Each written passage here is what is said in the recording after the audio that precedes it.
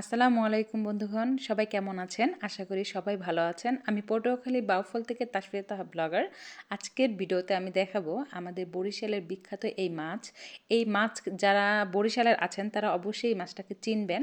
এই মাছটার কী নাম তারা অবশ্যই কমেন্টে জানাবেন। এবং বরিশালের বাইরে যারা আছেন তার আপনাদের দেশের ভাষায় এই মাছের নাম কি তারাও অবশ্যই কমেন্টে জানিয়ে যাবেন। আর যারা বরিশাল আছেন, বরিশালের বাইরে আছেন, আমার এই ভিডিও যদি ভালো লাগে তো প্লিজ একটা সাবস্ক্রাইব করবেন এবং পাশে থাকা বেল আইকনটি প্রেস করবেন, লাইক কমেন্ট শেয়ার করবেন।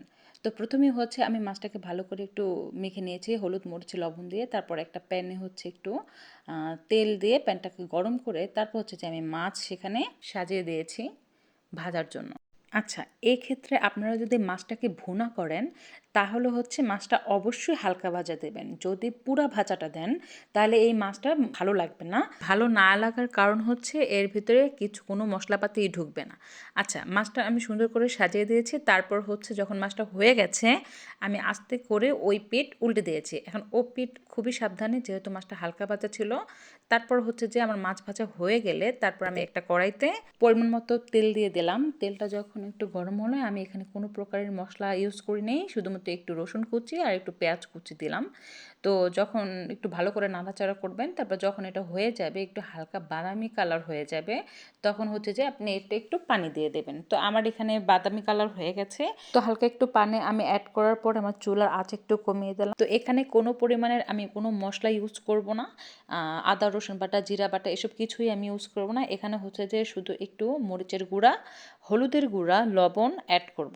অ্যাড করার পরে খুব ভালো করে কষাবো, অবশ্যই ভালো করে কষাতে হবে, নাহলে এখান থেকে একটু মশলার ঘ্রাণ আসতে পারে। তো আমার মশলা কষানো হয়ে গেছে। এখন আমি যে মাছটা ভেজে রেখেছিলাম সেই মাছটা আমি এখানে অ্যাড করব। অ্যাড করার পরে আমি এখানে ভালো করে নাড়াচাড়া করে প্রায় 1 মিনিটের জন্য এই মশলাতে কষাবো। আমার এখানে মশলা কষানো হয়ে গেলে তারপর হচ্ছে আমি এখানে মূল পানিটা দিব। মূল পানিটা দেওয়া হলে তারপর আমি একটু নাড়াচাড়া করে এটা ঢাকনা দিয়ে ঢেকে দেব। 3 থেকে 4 মিনিট পরে আমি ঢাকনাটা উঠিয়েছি। ও এখানে আমি একটু টমেটো অ্যাড করেছি, যেটা আমি দেখাইনি ভিডিওতে। তো আমি 3টে কাঁচামরিচ অ্যাড করেছি, তারপর ঢেকে দিয়েছি। কিছুক্ষণ পরে আবার উঠিয়ে তারপর হচ্ছে যে আমি এখানে ধনিয়া পাতাটা অ্যাড করেছি। কোনো প্রকারের ঝামেলা ছাড়া আপনারা এভাবে মাছ রান্না করতে পারেন। ভিডিও দেখে অবশ্যই বাসায় বসে ট্রাই করবেন। আর আমার ভিডিও দেখে যদি কারো ভালো লাগে তাহলে অবশ্যই একটা লাইক করবেন। সবাই সুস্থ থাকবেন, ভালো থাকবেন। আল্লাহ হাফিজ।